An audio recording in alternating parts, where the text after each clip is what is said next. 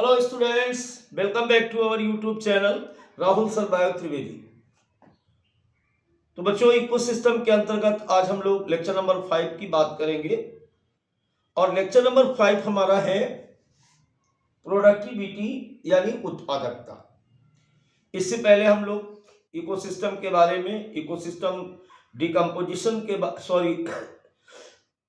Components of ecosystem और decomposition के बारे में, फूड चेन के बारे में अलग अलग लेक्चर्स में 4 लेक्चर इसमें कर चुके हैं। तो अगर आपने अब तक वो लेक्चर नहीं देखे हैं तो जरूर देखिएगा। चलिए बिना टाइम बर्बाद किए आज की बात को स्टार्ट करते हैं अब प्रोडक्टिविटी यानी उत्पादकता के साथ। सबसे पहली बात ये होती है कि प्रोडक्टिविटी है क्या है। प्रोडक्टिविटी हम किसे कहते हैं?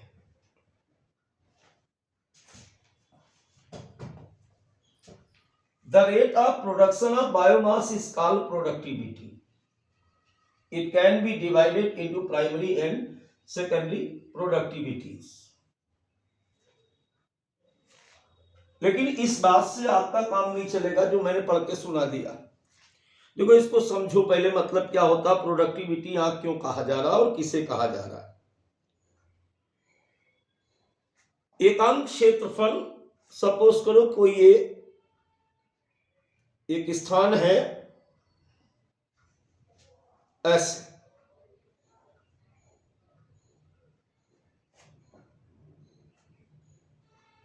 इस एकांक क्षेत्रफल में टी टाइम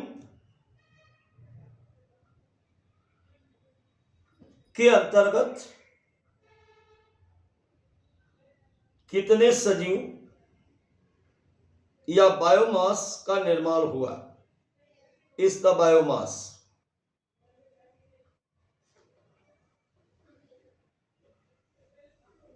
इसे कहा गया प्रोडक्टिविटी, उत्पादकता। एकांक क्षेत्रफल में निश्चित समय अंतराल के अंतर्गत उपस्थित सजीव पदार्थ की मात्रा उस स्थान की उत्पादकता कहलाती है। जैसे 1 बीघे खेत में 4 महीने के अंतराल में 40 मन गेहूं हुआ या 10 कुंतल गेहूं वहां पर उत्पन्न हुआ। जो घर आया उसकी बात नहीं कर रहे हैं, जो पौधे थे उनकी बात कर रहे हैं। किसी एकांक स्थान पर उपस्थित निश्चित समय अंतराल के अंतर्गत सजीव पदार्थ की मात्रा उस स्थान की प्रोडक्टिविटी या उत्पादकता कहलाती है। ये 2 प्रकार की होती है। एक होता है बेटा प्राथमिक उत्पादकता यानी प्राइमरी प्रोडक्टिविटी, और दूसरी होती है सेकेंडरी प्रोडक्टिविटी, अर्थात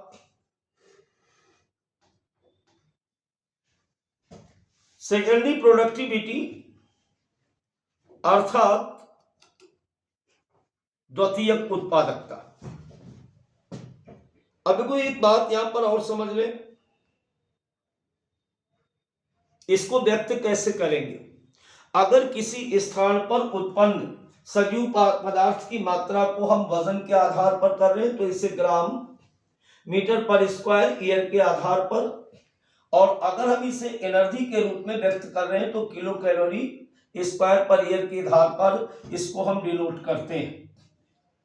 it expressed in term of weight gm metre square per year और energy as a kilo calorie square per M.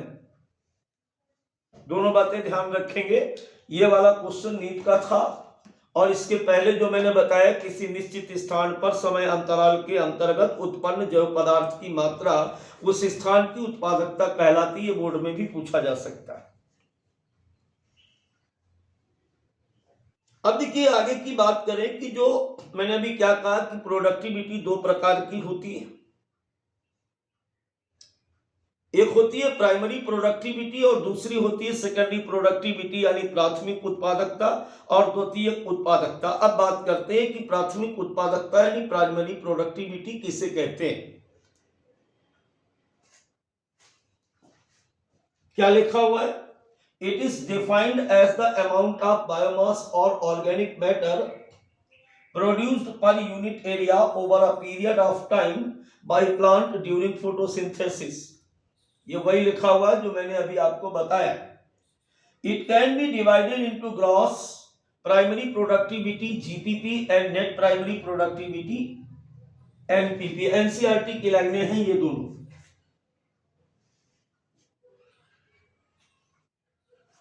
अब इसको जरा समझने का प्रयास करो, ये क्या कह रहा है, फिर से दोबारा से देखो।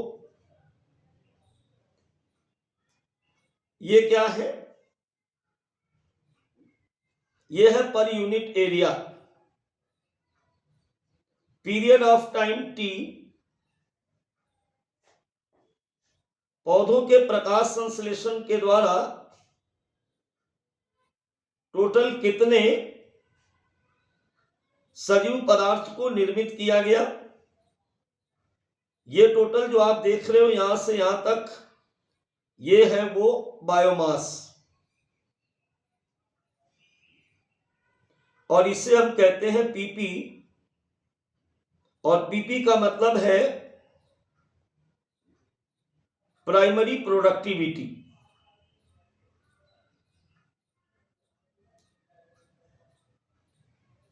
मेरे ख्याल से पूरी बात समझ में आ गई। इसको दूसरे ढंग से कैसे कह सकते हैं? दूसरे ढंग से कह सकते हैं कि किसी निश्चित एरिया यानी 1 बीघे खेत में 4 महीने के अंतर्गत कुल कितने गेहूं के पौधे उत्पन्न हुए और उनका कुल भार कितना है, या उनमें कुल कितने किलो कैलोरी एनर्जी स्टेब्लिश हुई। यह उस स्थान की प्राइमरी प्रोडक्टिविटी या उस स्थान की क्या होगी? प्राथमिक उत्पादकता होगी। अब बात करते हैं कि प्राइमरी प्रोडक्टिविटी बेटा 2 प्रकार की है, एक तो होती है एनपीपी और दूसरी होती है जीपीपी, ग्रॉस प्राइमरी प्रोडक्टिविटी और नेट प्राइमरी प्रोडक्टिविटी।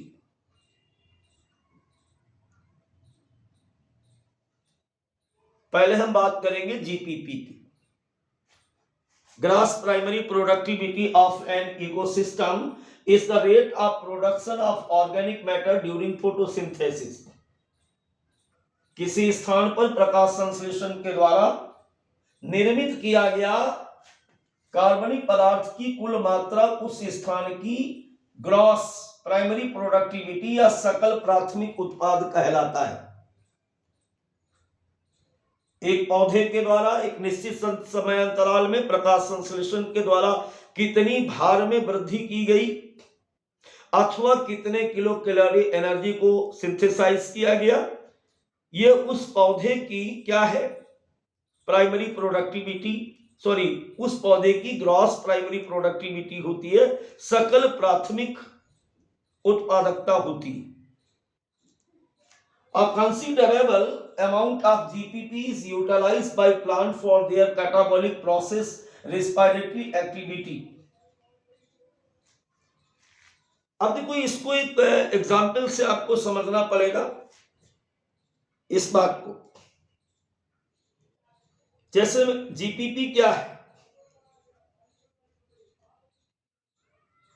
जीपीपी क्या है? जैसे कोई एक प्लांट है, ये कोई प्लांट है ऐसे, इसका आस वेट हम मान लेते हैं कि 4 kg है, ये टुडे वेट है इसका। अब यही प्लांट आगे चल करके और ग्रोथ करता है, 2 महीने के बाद ये प्लांट ऐसे हो गया। इस समय अंतराल के अंतर्गत इसका वेट बढ़ करके हो गया कितना? 60 kg। लेकिन ये 60 kg मान लेते हैं 20 किलो बढ़ा, ये 20 किलो जो बढ़ा ये इसका बेटा जीपीपी नहीं है, क्योंकि इस 4 महीने के अंतराल में, 4 मंथ के अंतराल में इस पौधे ने अपने आप को जीवित रखने के लिए श्वसन किया। फिक्स तो इसने ज्यादा किया था, लेकिन अब इसको तोल रहे हो तो 60 किलो निकल रहा है। बहुत सारी एनर्जी ये अपने आप को जीवित रखने के लिए एक्सपेंस करता है, यानी आर के रूप में, रिस्पिरेशन के रूप में। रिस्पिरेशन के रूप में क्या करता है, भोजन का कंबसन करता है, और उस कंबसन के फलस्वरूप जो ऊर्जा बनती है उससे वो जीवित है। तो जीपीपी का मतलब जो आर में खर्च किया जा रहा वो और टोटल जो उसके पास बच रहा वो, इन दोनों को मिलाकर के जो एनर्जी है उसको कहते हैं जीपीपी, यानी कुल कितनी ऊर्जा को या कार्बनिक पदार्थ को फिक्स किया गया वो उसकी होती सकल प्राथमिक उत्पादकता। समझ गए होंगे। दूसरी बात करें, the gross primary productivity minus respiratory loss is the net primary productivity NPP. On average, about 20 to 25% of GPP is used for the catabolic activity. देखो, मान लेते हैं कि 4 महीने में उसने कुल कितनी फिक्स की, 100 किलोग्राम इसने फिक्स की, जिसमें से 60 किलोग्राम ये रिस्पिरेशन के रूप में खा गया, तो कुल इसके पास कितनी बची, 40 केजी बचा इसके पास।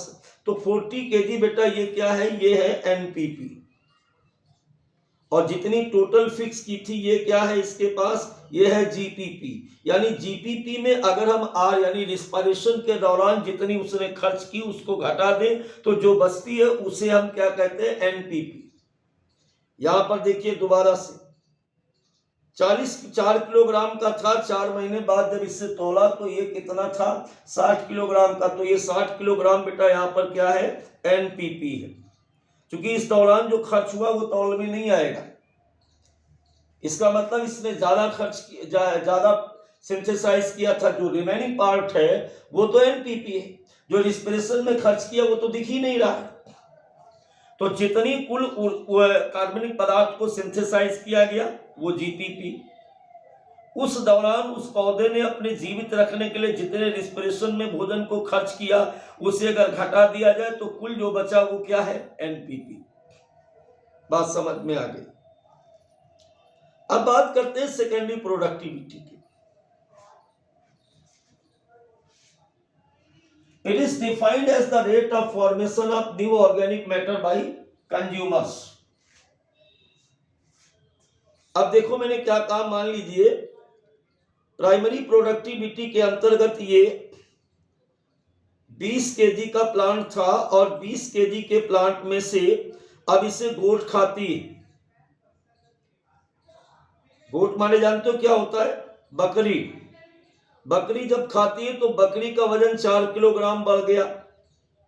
तो ये जो वेट बढ़ा बकरी के पास आकर के यानी कंज्यूमर्स के पास, इसे हम कहते हैं सेकेंडरी प्रोडक्टिविटी। इसे क्या कहा गया, सेकेंडरी प्रोडक्टिविटी। यानी फिक्स किया था पौधे ने तो प्राइमरी प्रोडक्टिविटी थी। अब पौधों को खा करके एनिमल्स में जब वो ऊर्जा ट्रांसफर होती है उससे उनका वेट गेन होता है, तो या कैलोरी उनके पास गेन होती है, वो कैलोरी अथवा वेट क्या कहलाएगा, सेकेंडरी प्रोडक्टिविटी कहलाएगा। बेटा कुछ खास बातें और ध्यान से समझ ले। सबसे ज्यादा मोस्ट प्रोडक्टिव इकोसिस्टम बेटा कौन कौन से होते हैं, नीट का question, coral reef, tropical rain forest और शुगर केन फील्ड। ये सबसे ज्यादा प्रोडक्टिविटी देने वाले एग्जाम्पल्स हैं। इसी प्रकार लीस्ट प्रोडक्टिविटी इकोसिस्टम, सबसे कम उत्पादकता कहाँ होती है, तो डेजर्ट में, मरुस्थल में और गहरे समुद्र में। चूंकि दोनों जगह, एक जगह पानी नहीं है और दूसरी जगह क्या है, सूर्य का प्रकाश नहीं है, जिसकी वजह से ऑर्गेनिक मैटर की सिंथेसिस की रेट कम हो जाती है। एक क्वेश्चन यहां पर और ये देख लेंगे कि annual NPT of whole biosphere is approximately 170 billion tons dry weight के अकॉर्डिंग। पूरी दुनिया में जितने भी इकोसिस्टम है उनके द्वारा कुल एक वर्ष में कार्बनिक पदार्थों की मात्रा लगभग 170 बिलियन टन तक बनाई जाती है, जिसमें से जो समुद्र होते हैं उसमें केवल 55 बिलियन टन और जो स्थलीय स्थान होते हैं टेरेस्ट्रियल इकोसिस्टम उसमें 115 बिलियन टन होती है। आश्चर्य नहीं होना चाहिए, समुद्र बड़ा है, पृथ्वी की तुलना में समुद्र ज्यादा है, फिर भी वहां पर प्रोडक्टिविटी इसलिए कम है क्योंकि बहुत सारे पृथ्वी जो सूर्य जो बहुत सारा भाग है ना ओशियन का, बेटा वहां तक एनर्जी यानी सूर्य का प्रकाश नहीं पहुंच पाता है, जिसकी वजह से ऑर्गेनिक मैटर का सिंथेसिस क्या हो जाता है, कम रहता है। तो आज इतना ही रहेगा इस क्लास में, फिर मिलते हैं नई क्लास के साथ, नई बात के साथ। बाय बाय बच्चों।